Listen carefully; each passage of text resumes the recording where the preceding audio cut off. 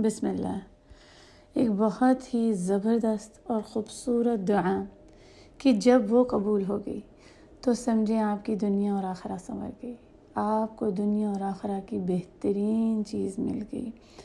عبداللہ بن مسعود رضی اللہ عنہ فرماتے ہیں کہ رسول اللہ صلی اللہ علیہ وسلم اس دعا کو مانگا کرتے تھے، اللہم انی اسألک الہدی والتقی والعفاف والغنی۔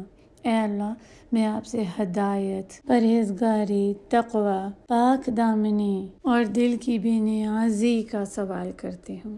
ہم اس دعا میں اللہ سبحانہ و تعالیٰ سے 4 بہت ہی اہم چیزوں کا سوال کرتے ہیں، جس کو یہ مل گئی تو ان کی دنیا اور آخرہ ہی سنور گئی۔ اللہ سبحانہ و تعالیٰ ہماری تمام دعاؤں کو قبول فرما لیں۔ اس رمضان میری یہ کوشش ہے کہ آپ کو وہ دعائیں سکھائی جائیں جو بہت ہی آسان پر مکمل اور وسیع ہیں، اور ان دعاؤں کو آپ اپنی روٹین بنا لیں، ان کو خوب مانگا کریں، اس رمضان میں بھی اور رمضان کے بعد بھی یہ آپ کو یاد ہو جائیں کہ آپ ان کو مانگتے رہیں۔ اور یہ دعائیں ہمیں ایک ریمائنڈر بھی دیتی ہیں، جب ہم ان کو مانگتے ہیں تو ہم ان کے اوپر کام بھی کرتے ہیں، ہم اپنی پرسنالٹی کو، اپنے اخلاق کو بہترین بنانے کی کوشش کرتے ہیں۔ انشاءاللہ تعالیٰ ان دعاؤں کو ان کے ترجمے کے ساتھ ان کو یاد کرنا ہے، ان پر غور و فکر کریں اور ان کو خوب مانگیں اپنے رب سے۔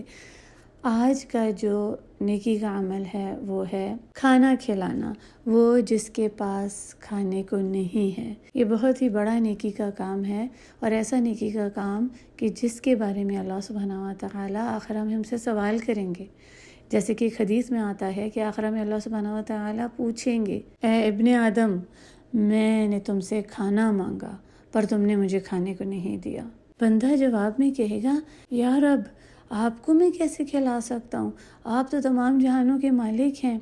تو اللہ سبحانہ و تعالیٰ فرمائیں گے، کیا تم نہیں جانتے تھے کہ میرے فلاں فلاں بندے نے تم سے کھانا مانگا اور تم نے اس کو کھانا نہیں دیا؟ کیا تم نہیں جانتے کہ اگر تم نے اس کو کھلایا ہوتا تو یقیناً تم اس کا اجر میرے پاس سے پاتے؟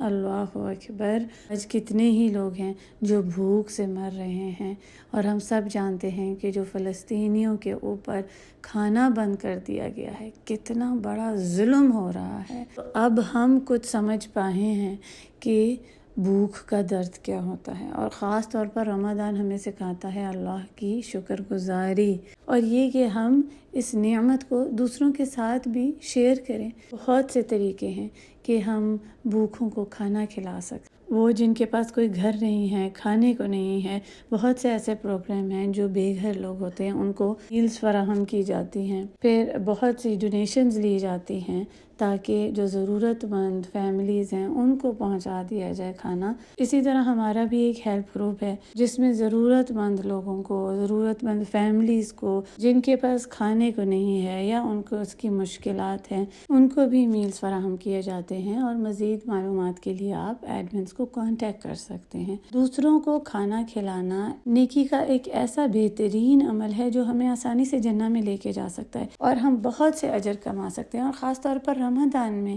دوسروں کے لیے جب ہم افطار بناتے ہیں، یاد رکھیے کہ یہ صرف اللہ ہی کی ذات ہے جو اپنی تمام مخلوق کو کھلاتی ہے۔ یہ ہمارے بس کا کام نہیں ہے کہ ہم کسی کو بھی کھانا کھلا سکیں۔